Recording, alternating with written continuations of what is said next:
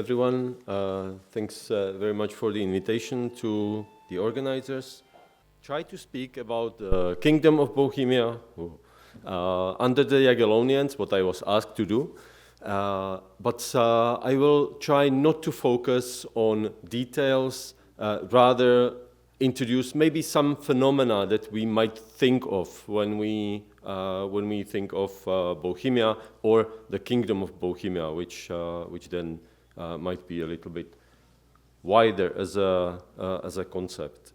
Of course, if we speak of the Jagellonian kings, they are the same as the Jagellonian kings in Hungary. So King Vladislav, or Ulászló, as he is known here, and Ludwig, Lajos, Louis, whatever names we can get. There's some heritage before, and there's something what comes after. I wanted to introduce this map, what you can see here, because this is actually a Polish map designed by Polish historians, which shows Jagellonian countries in the year 1500, as opposed to Habsburg countries. They are these, right? In 1500. You can see quite a difference in 1500, but we know what happens later on. So this is some kind of failure of the Jagellonians as a dynasty in this concept. But just quickly reminding you of these two kings. Vladislav, the Jagellonian, it's important that he was elected as King of Bohemia, even though there were some previous contracts between the Jagellonians and George of Poděbrady, but he was elected at Kutná Hora, also known as Kuttenberg, in 1471, against Matthias Corvinus, actually, whose delegation was also present. The key year for his rule in Bohemia, obviously, is 1490. I will still speak about it a little bit, but 1490, when he became the King of Hungary and moved to Buda. Since then, he visited only 3 times. King Louis, he visited only twice. Once when he was a little kid, actually a little kid, when he was crowned King of Bohemia in 1509, and then he visited Bohemia in 1522-23, what we just heard about from Balin. We might speak of Jagellonian queens, even though these two women are not technically Jagellonian. There's the Jagellonian queen who was the wife of Ferdinand of Habsburg. What is interesting concerning Anne of Foix is that the delegation which went to Venice to greet her was composed only of Hungarians. The Bohemians protested. Vladislav excused himself that there was shortage of time, and so on and so on. So Peter of Rosenberg, one of the key figures in the Bohemian nobility, didn't even come for the wedding, saying, oh, there's no time, and so on. So he was busy, simply. This is interesting to see in comparison to Matthias Corvinus. You all know this guy, of course. When he sent his embassy to Naples in 1476, it was full of not only Hungarians, but also representation of the Bohemian lands, let's say, mostly from Moravia and Silesia, which, well, the countries he was ruling. So he wanted to present himself more as a king of Bohemia than Vladislav at this point. Mary of Habsburg, the wife of King Louis, she again, we just heard, she visited Bohemia, she was crowned Queen of Bohemia, but after Mohács, she took her residence in Znojmo. So in southern Moravia for 2 years, her residence was Znojmo before she went to the Netherlands. Interestingly enough, this was negotiated already in 1527. So relatively soon that was negotiated that she would move to Znojmo as her residence. I was asked to speak about the Kingdom of Bohemia, so obviously we could select many phenomena. In 20 minutes it's impossible, so I'm not doing that. But it's interesting to realize that the country was full of dichotomies. It was full of, let's say, different parties. The nobility, of course, was crucial. Within the estates, there was a kind of dichotomy between the nobility and the towns, which were very strong after the Hussite Revolution, after the Hussite Wars. The royal towns had a very strong position. So the conflicts between the nobility and the towns was there. Also, this was not a country of one language. It was Czech and German to some extent. Some of the towns, especially the royal towns in Moravia, were more German. Some royal towns in Bohemia were more German language, ethnically more German. But it is true that at the land diets, so the land assemblies of Moravia and of Bohemia, Czech became the official language. So not Latin, but Czech. I mentioned Moravia first because it was in 1480 that Czech becomes the official language. In Bohemia, it's in 1500. And of course, still in the 15th century and early 16th century, before the German Revolution, this is a country of two denominations. And actually, a little bit more after that. But there's obviously the Catholic Church, which is not the strongest, definitely in Bohemia, and the Utrecht Church, which has got the heritage of the Hussites. So what I would like to speak of are two compromises, let's say, and that's the political compromise and religious compromise, what we can find in the Kingdom of Bohemia. Concerning compromising, it's very clear that these compromises came about forcefully. They were not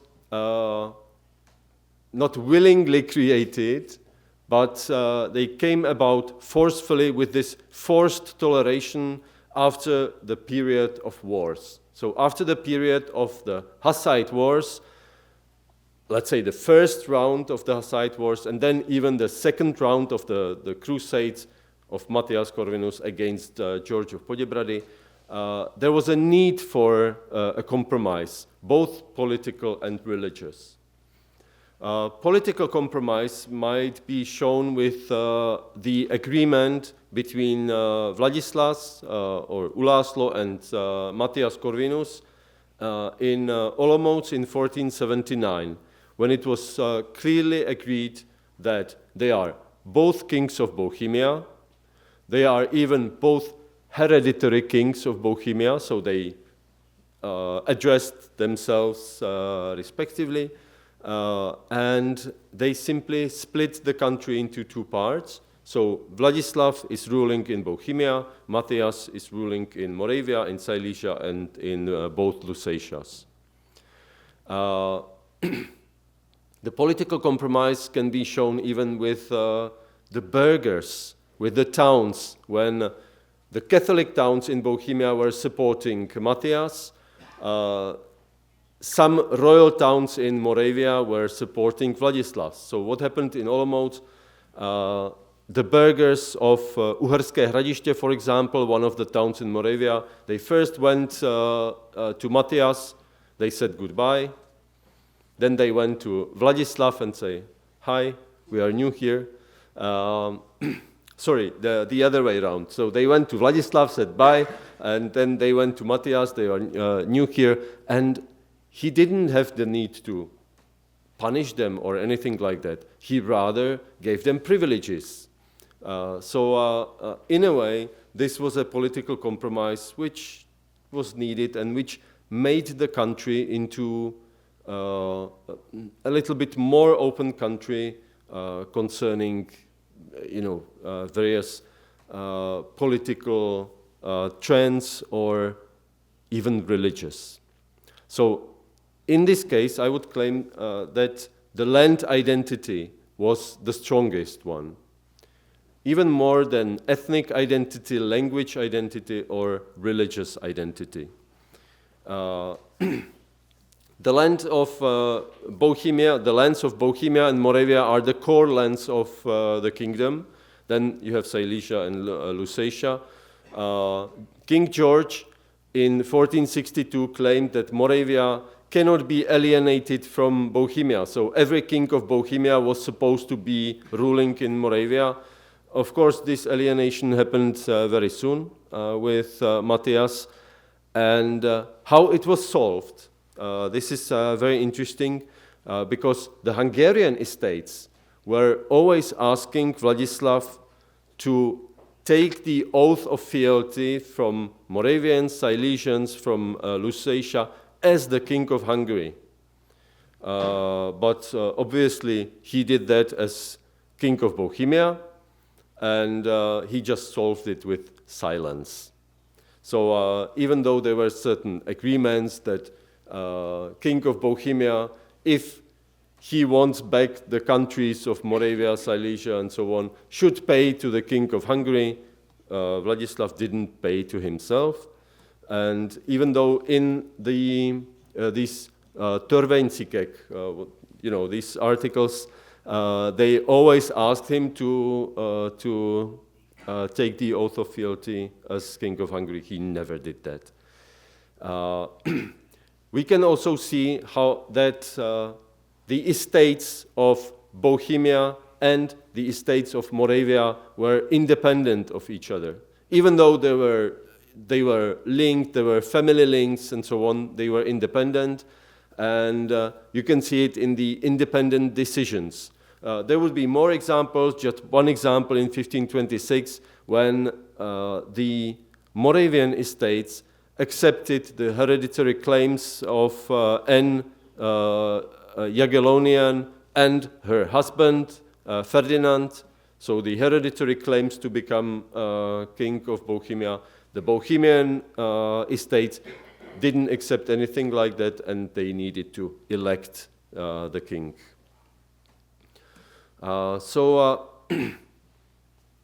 We can see that the lands are connected, but they try to be independent, and definitely there's some kind of land identity. Concerning religious identity, this is even more complicated from the time after the Hussite Wars, so from late 1430s, 1440s, the country is seen as the country of two peoples or two religions. Actually, it's not two religions, right? They are both Christians. Hussites still accept the Pope as the head, even though they complain. It comes only later with unitas fratrum, so the unity of brethren, which split off completely.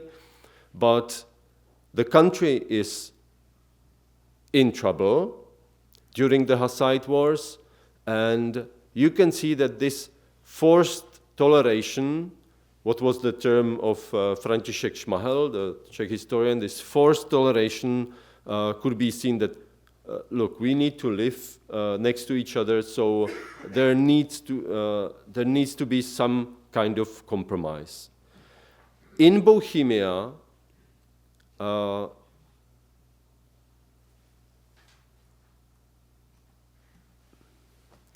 sorry, I wanted to show you one map and it's missing here. Never mind.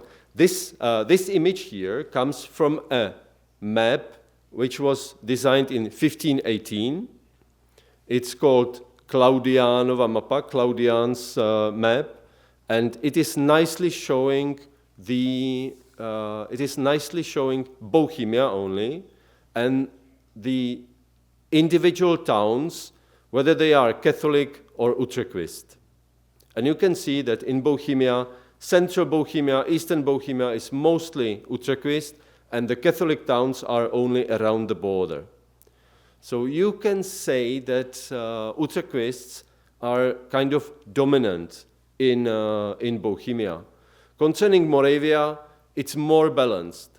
So my conclusion would be it's more balanced, you need more compromises, and thus Moravia was becoming much more open to various religious dissent.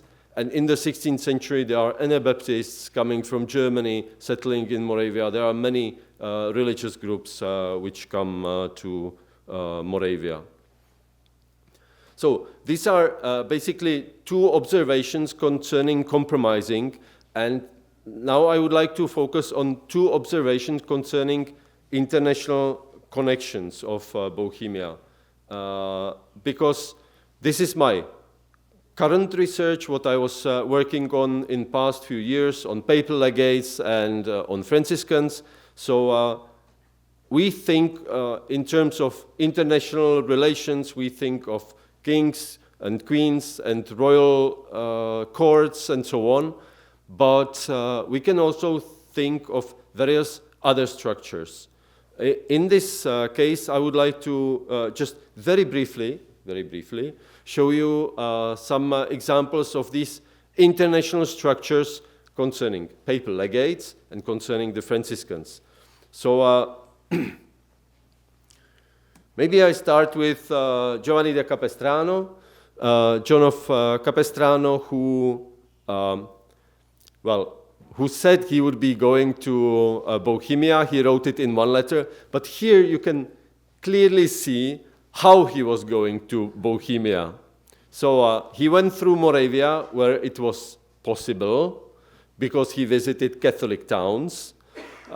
He went through Austria, and he just peeked into several Catholic towns in Bohemia, to Český Krumlov, to Cheb, to Most. This is very nicely showing the isolation of Bohemia, which was still there.